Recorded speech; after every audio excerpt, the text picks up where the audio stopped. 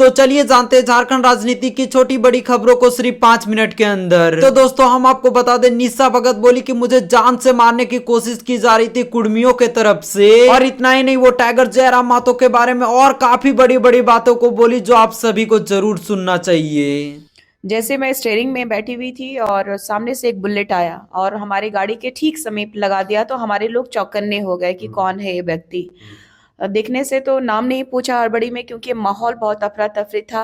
देखने से ऐसा प्रतीत हुआ कि कोई मुस्लिम युवक था और उसने कहा कि दीदी, सो आपका जान आगे खतरा है, आप इस रूट से ना जाएं क्योंकि कुर्मी समुदाय आगे घात लगा के बैठे हैं। तो हमारा वहां से हमारे समुदाय के लोगों के द्वारा हमें कई मोटरसाइकिल के द्वारा स्कॉट करते हुए जंगल के रास्ते से निकाला गया। और इस बात की खबर हमें रास्ते में ही मिल गई थी कि वो हमारा पुतला दहन कर रहे हैं, लेकिन मेरी तबीयत भी ठीक नहीं थी, मैं पीछे सोते हुए आ रही थी, तो लोगों ने मुझे डिस्टर्ब भी नहीं किया, लेकिन पूरी आभास थी कि वहाँ हमारी वजह से इतना डिस्प्यूट हुआ है। लेकिन रांची पहुंचते पहुंचते हर लोगों ने मुझे खबर बता दिया, तो मैं पूरा झारखंड राज्य पैदल पैदल भी जा सकती। एक समय पे वही टाइगर नाम आपको अच्छा लगता था। देख लीजिए, हम तो सोचते थे कि भाई वाकई कुछ अच्छा काम होगा इस झारखंड के परिप्रेक्ष्य में, लेकिन आप बता दीजिए 1932 का खतियान कहाँ है? जिन बच्चों का रोजगार जो छीना गया, आप यहाँ ढिंडोरा पीट रहे थे कि इतना लाख रुपया उतना लाख रुपया में बिक गया। आज कौन बिक गया? क्यों मौन है लोग? जिस मुद्दे को ये लोग गरमाते हैं, आप देख लीजिए, कोयलांचल के अलावा ये लोग कहीं जाते हैं क्या? नहीं। आप आइए दक्षिणी छोटा नागपुर में, बताएगा हमारा आदिवासी में कहाँ कोई जाता है? आप देख लीजिए, झारखंड का हिस्सा नहीं है। तो फिर आवे ना। वहां पलामू के लोगों के द्वारा भी उल्गलान किया गया कि इस बार जेल कैंप को नहीं घुसने दिया जाएगा। क्यों? क्योंकि ये लोग सिर्फ कोयला का तस्करी करने के लिए, मांडवली करने के लिए आते हैं। तो ये तो मैन नहीं, ये तो यहाँ की अखबार की सुर्खियां कह रही हैं, यहाँ की मीडिया कह रही है। मैं क्या बोलूंगी? मैं तो देख रही हूँ कि जो वर्तमान परिवेश में जो हमारा झारखंड लूट रहा है, आप देख लीजिए देवेंद्र जी को, उन्होंने कहा कि झारखंड को लूटना है तो जेल के माओ। गलती से कहा गया, देखिए कहा गया था तो उनका मन का बात आदमी कहता है ना। स्लिप ऑफ टंग होता अगर है। आपके पास मेरे खिलाफ कुछ नहीं मिल रहा है तो आप मेरा वीडियो काट काट के डाल सकते हैं, लेकिन जो आप बोल दिए हैं वो चल रहा है, वो गलत हो गया।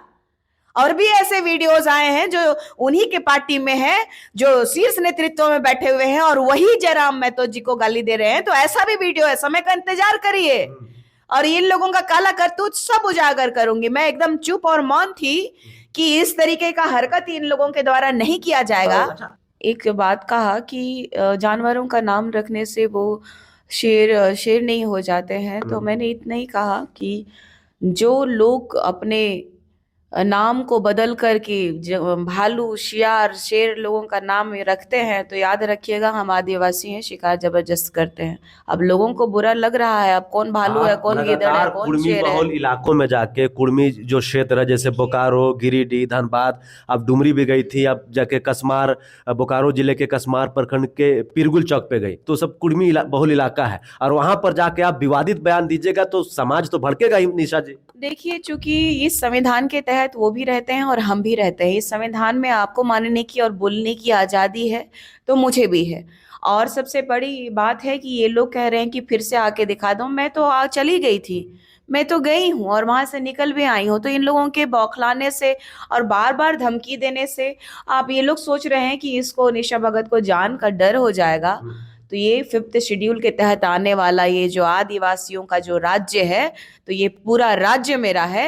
कहीं पे भी जाने से कौन माई का लाल है मेरे को रोक सकता है। मैं डर नहीं लगता है? किस बात का डर, किस बात का भय? कल आपको पकड़ के आपके साथ कुछ अनहोनी हो जाती तो क्या करती? मार देते लोग, मार देते। ये संविधान क्यों है? ये संविधान क्यों, ये कानून क्यों है, ये विधायकी क्यों है? ये जो चौथा स्तंभ अगर आज मुझे सपोर्ट नहीं कर रहा होता तो शायद हमारे जो राज्य की स्थिति है, वास्तु स्थिति को नहीं आप दिखा पाते, क्योंकि यहाँ दबदबा है, यहाँ गुंडा राज है। आप देख लीजिए ना, धनबाद का देख लीजिए प्रकरण, आप बोकारो का प्रकरण देख लीजिए।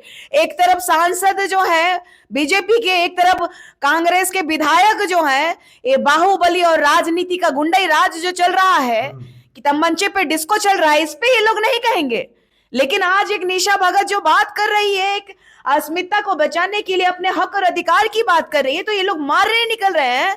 तो ये लोगों से बड़ा तो हम आपको बता दें घाटशिला में सोमेश सोरेन जीतने के बाद जब उनसे पूछा गया कि आप कब मंत्री पद का शपथ लेंगे तो वो क्या कुछ बोले, देखिए आप इस वीडियो में। नहीं उससे कुछ बात नहीं, आज आशीर्वाद दिए, आशीर्वाद के साथ बताए क्षेत्र में अपना जो अपना कर्म है, बाबा का कर्म भूमि है, उस कर्म भूमि को आगे बढ़ाओ और काम करो। और बस आपकी इच्छा क्या है दादा? इस सच में जो भी आला कमान देगी, जो हमें आदेश देंगे उसी में हम काम करेंगे। बाबा एक सिपाही की तरह काम कर रहे थे, हम एक सिपाही की तरह हम सबके जनता के साथ मिलकर काम करेंगे। धन्यवाद।